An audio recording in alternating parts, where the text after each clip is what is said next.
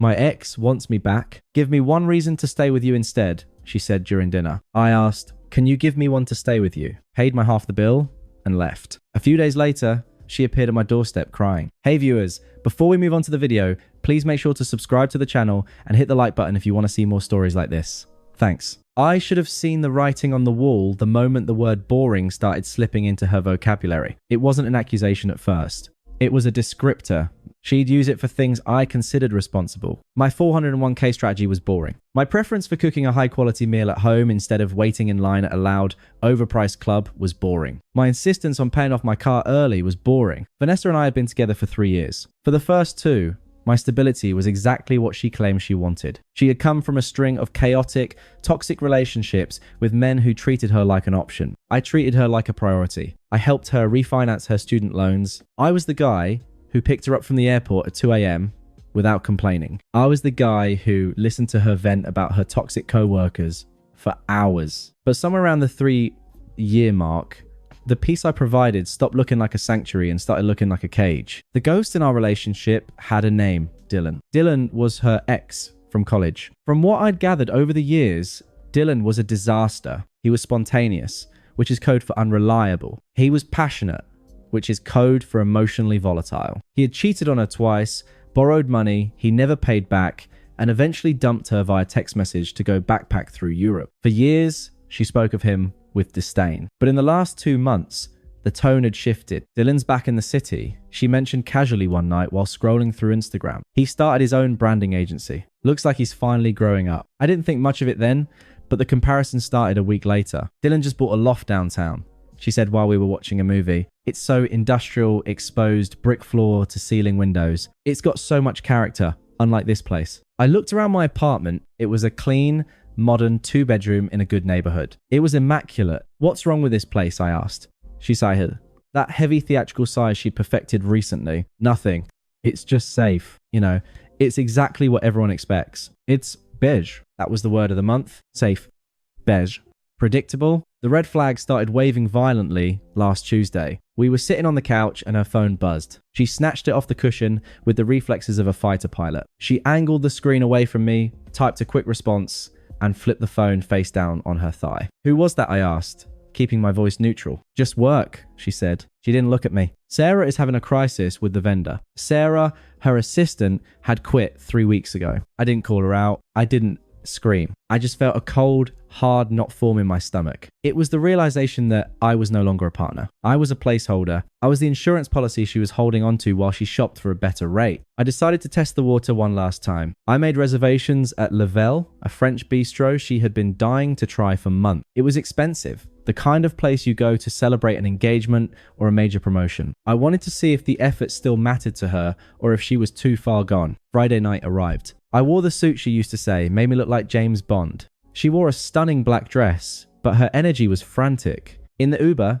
she checked her phone 4 times. She didn't ask about my day. She didn't comment on the restaurant. We sat down. The ambience was romantic. Low light, candles, soft jazz. Perfect for a couple in love. Perfect for a breakup, too. She ordered the most expensive wine on the list without asking me. She drank the first glass quickly, her eyes darting around the room as if looking for an exit or an audience. By the time the appetizers arrived, the silence between us was so thick it felt physical. I decided to break it. You seem distracted, Ness, I said, cutting into my tartar. Is everything okay? She put a fork down, she took a deep breath, and for a second, I thought she was going to apologize for being distant. I thought she might say she was stressed or anxious. Instead, she looked me dead in the eye, her expression frighteningly calm. I need to be honest with you, she said. I've been talking to Dylan. I stopped eating. I carefully placed my knife and fork on the edge of the plate. I didn't speak. I just waited. The lack of reaction seemed to unsettle her. She wanted a fight. She wanted me to raise my voice so she could call me controlling. When I didn't, she had to keep talking to fill the void. He reached out a few weeks ago, she continued, her voice gaining a strange, arrogant confidence. He apologized for everything in the past. He's changed, Mark. He's doing really well. He's got this energy about him now. It's magnetics. He wants us to try again. He says he never stopped thinking about me. She paused, taking a sip of wine. She was watching me closely, checking for jealousy. Okay, I said. My voice was flat. Why are you telling me this here? She leaned forward, her elbows on the table. This was the moment. The pitch, because I'm confused. She said, though she didn't look confused. She looked empowered. I care about you, Mark. I really do. You're great. You're reliable. You're safe. But Dylan, he's a risk. He's excitement. He makes me feel alive in a way you just don't. She sat back, crossing her arms, creating a physical barrier between us. So here's the situation. She said as casually as if she were choosing between the salmon and the steak. He wants me back. I have to make a choice, but I feel like I owe you a chance to advocate for yourself. So give me a reason. I blinked. Excuse me. Give me a reason to stay with you instead of him. She repeated slowly, enunciating every word like I was a child. Tell me why I should pick you.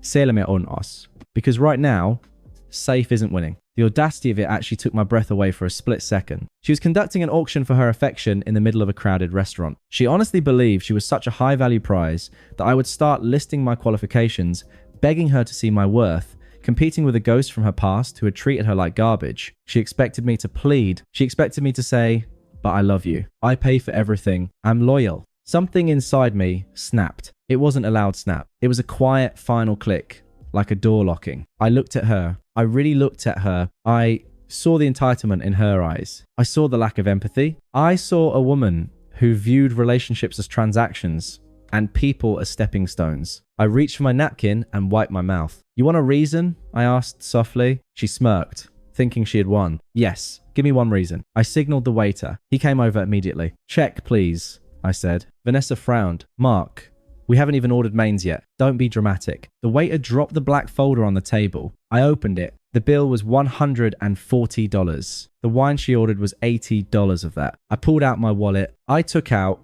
3 $20 bills and a 10, $70, exactly half. I placed the cash on the table right on top of the receipt. I stood up. Mark? Her voice pitched up, a mix of confusion and annoyance. What are you doing? I looked down at her. She looked small suddenly. You asked me to give you a reason to stay with me, I said. My voice loud enough for the tables nearby to hear, but calm enough to show zero emotion. And I realized something. What? She snapped. Can you give me one reason to stay with you? Her mouth opened, but no sound came out. She was stunned. The question hadn't even occurred to her. I offer loyalty, stability, and respect, I said, buttoning my suit jacket. You offer confusion, comparison, and an ex-boyfriend you're texting under the table. I'm not competing for a job I already have, Vanessa. And I'm certainly not competing for a position that's already filled. You can't just leave, she hissed, her face turning red as she noticed people looking. You can't leave me here with the bill. I paid my half, I said. You wanted independence and excitement. Paying for your own $80 bottle of wine is pretty exciting. Call Dylan. Maybe he'll pick up the tab. I turned around and walked toward the exit. Mark, she shrieked. If you walk out that door, we are done. Do you hear me? Done. I didn't look back. I pushed through the heavy glass doors and stepped out into the cool night air. I checked my pulse. It was slow, steady. I took my phone out of my pocket, opened her contact, and hesitated. Blocking her now would be too easy. It would look like I was hurt. I didn't want to look hurt. I wanted to look indifferent. I put the phone back in my pocket and hailed the cab. I was done, but I had a feeling she was just getting started. The silence lasted exactly 20 minutes. That was how long it took for her to realize I wasn't waiting outside the restaurant and that I wasn't coming back to pay the rest of the bill. I was back at my apartment, calmly folding her clothes into a cardboard box I'd grabbed from the recycling bin, when my phone started vibrating against the coffee table. It wasn't a call. It was a barrage of texts. Vanessa, 8:43 p.m. Are you serious right now? Vanessa, 8:44 p.m. You are actually psychotic. Everyone is staring at me. Vanessa, 8:46 p.m. Come back here and pay for this. My card got declined. You know, I don't get paid until Friday. This is financial abuse. I stared at the screen. Financial abuse. That was rich coming from someone who had just tried to leverage her ex-boyfriend to negotiate a better relationship contract with me. I didn't reply. I didn't block her either. In situations like this, documentation is everything. I took a screenshot of the texts, specifically the one where she admitted her card was declined. It proved she had ordered an $80 bottle of wine with zero intention or ability to pay for it herself. I finished packing her things. It didn't take long. For 3 years, she had slowly moved into my life. But looking at the box, she hadn't actually brought much value into it. Just clutter, high-end skincare products I paid for, clothes she bought to impress other people, and a few framed photos of us where she looked great. And I was out of focus. I placed the box outside my front door, snapped a picture of it, and sent it to her. Me, 9:15 p.m. Image attachment. Your things are outside. Do not ring the bell. Her response was immediate and vitriolic. Vanessa, 9:16 p.m.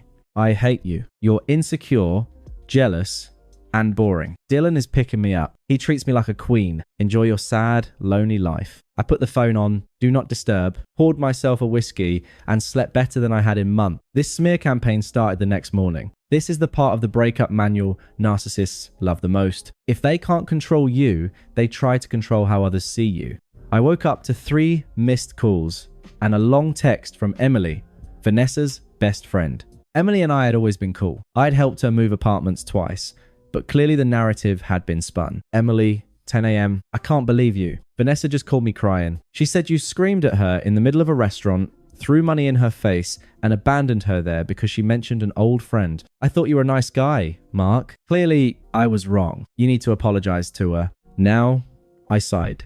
Vanessa had left out the ultimatum. Of course, she had, in her version, she was the victim of a jealous tyrant, not a woman who tried to initiate a bidding war for her affection. I could have ignored it. But the professional in me knew that letting a lie spread unchecked damages your reputation. I didn't get emotional. I didn't defend my character. I just presented the evidence. Me, 10:05 a.m. Hi, Emily. That's an interesting version of events. Here is what actually happened. She told me she wanted to get back with her ex Dylan. She asked me to give her a reason to choose me over him. I declined to participate in the competition. I paid exactly 50% of the bill and left. She is free to be with him now. 3 dots appeared, disappeared, appeared again. Emily was typing, deleting, and retyping. The cognitive dissonance was hitting her hard.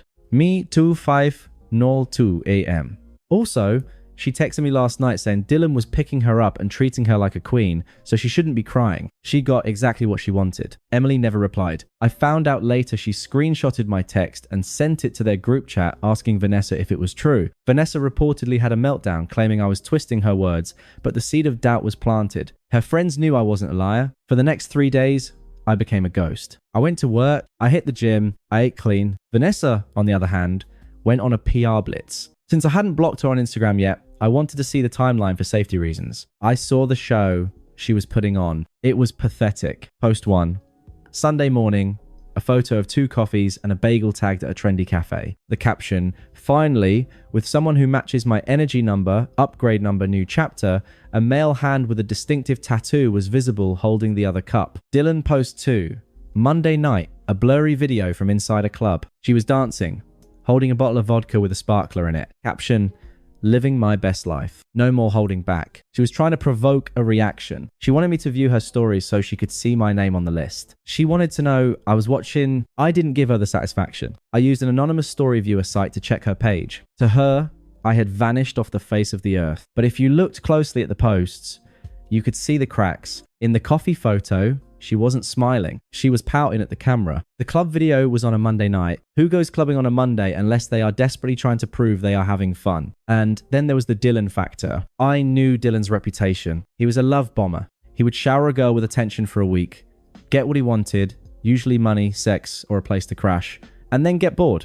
Vanessa had just handed him a victory. She left her stable, boring boyfriend for him. His ego was fed. But ego is a fast-burning fuel. On Wednesday, 5 days after the dinner, the silence broke. But it wasn't a text from Vanessa. It was a DM from a guy I knew vaguely. A friend of Dylan's named Mike. We had met at a few parties years ago. Mike.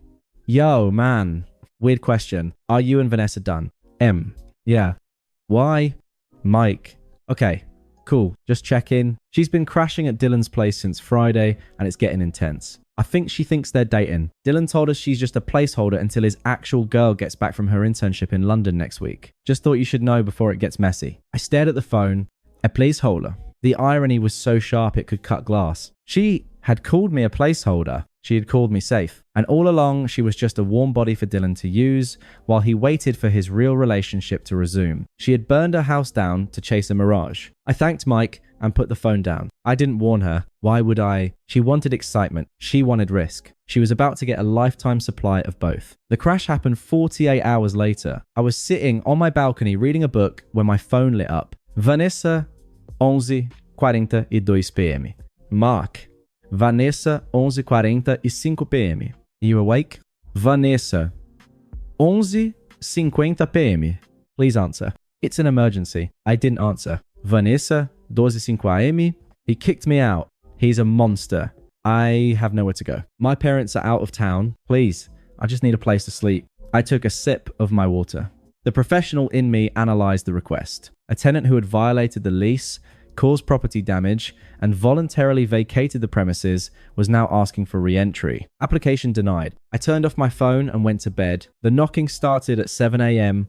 on a Saturday. It wasn't a polite, "Sorry to bother you" knock. It was a frantic, desperate pounding that shook the doorframe. I was already awake, brewing coffee, enjoying the silence of an apartment that no longer smelled like her overly sweet perfume. I checked the peephole. Vanessa was standing there. She looked nothing like the arrogant woman in the black dress from last Friday. She was wearing grey sweatpants that were too short for her, a stained hoodie that I recognized as one of Dylan's, and she was soaked. It wasn't raining outside, which meant she had been crying or sweating profusely. Her hair was matted. Her mascara had carved black rivers down her cheeks. She looked like a wreck. She looked like consequences. I unlocked the door, but didn't open it fully. I stood in the doorway, blocking the entrance with my body. I held my mug of coffee in one hand, a physical barrier between her chaos and my peace. "Mark," she choked out. Her voice was cracked raw.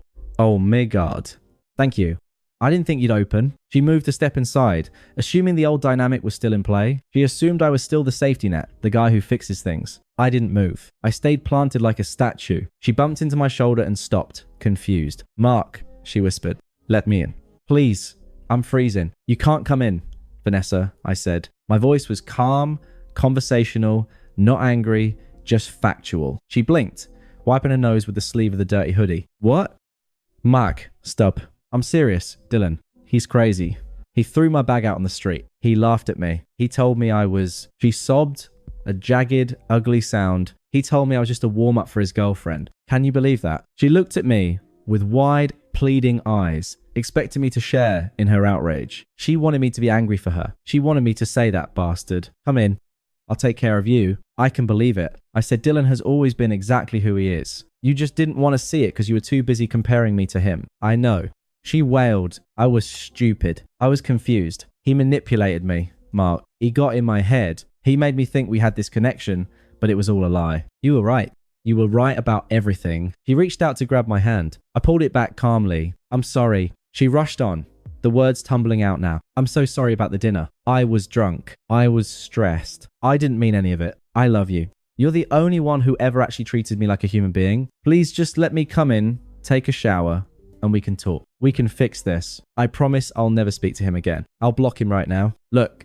She fumbled for her phone, her hands shaking. "Vanessa," I interrupted. "Stop."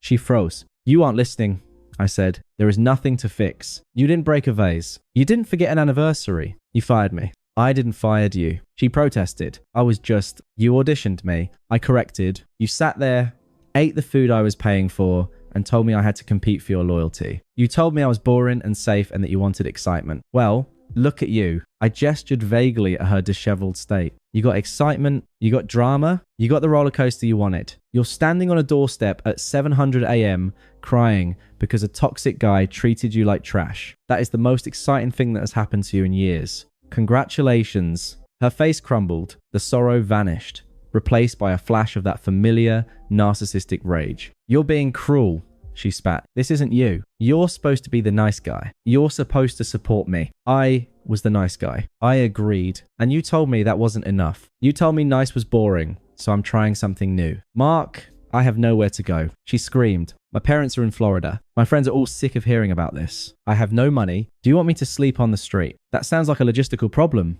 I said. "And since I'm no longer your partner, it's not my problem to solve." After 3 years, she whispered, playing her final card, the guilt card. 3 years meant nothing to you." "They meant everything to me," I said. And for the first time, I let a little bit of the pain show, just enough so she knew it was real. I was building a life for us. I was saving for a ring. I was planning a future. But you weren't building with me, Vanessa. You were just waiting in the lobby until something better came along. You didn't leave because of 3 years. You left because you thought you found an upgrade. You came back because the upgrade failed. I took a sip of my coffee. I'm not the backup plan. I'm not the safety school you settle for when you don't get into Harvard. I'm the prize and you lost me. She stared at me. She finally saw it. There was no anger in my eyes anymore. There was no jealousy. There was just indifference. I looked at her the way you look at a stranger who knocked on the wrong door. Here, I said. I reached into my pocket and pulled out a $20 bill. This is for a cab to Emily's place. I'm sure she'll take you in if you tell her the truth this time. I held it out. She stared at the money with disgust,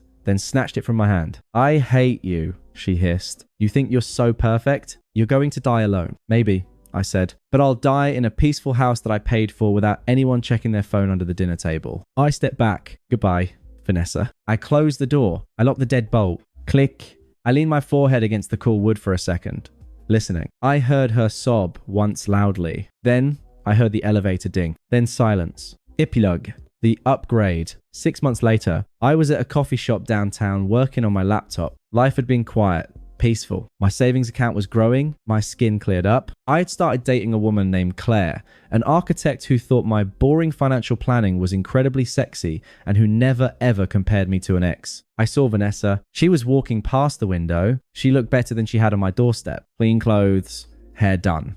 But she looked tired. She was walking with a guy who was shouting into his phone, ignoring her completely. She was trailing behind him, carrying 2 heavy shopping bags, looking at the back of his head with a mixture of annoyance and resignation. It wasn't Dylan. It was just another version of him. Another exciting project she was trying to fix. Another chaotic man she had chosen, over peace. She turned her head and saw me through the glass. Our eyes locked. I didn't wave. I didn't smile. I didn't frown. I just looked at her, then looked back down at my laptop and continued typing. In that moment, I realized the title of my own story had changed. It wasn't about her betrayal anymore. It wasn't about the dinner. It was about the reason I gave myself to leave. She wanted a reason to stay. I never gave her one, but she gave me the greatest gift possible. She showed me exactly who she was before I signed the contract for life. I took a sip of my coffee. It was black, simple, and exactly how I liked it. Thanks for watching. Make sure to subscribe to the channel and hit the like button. What do you think about this story? Share it in the comments.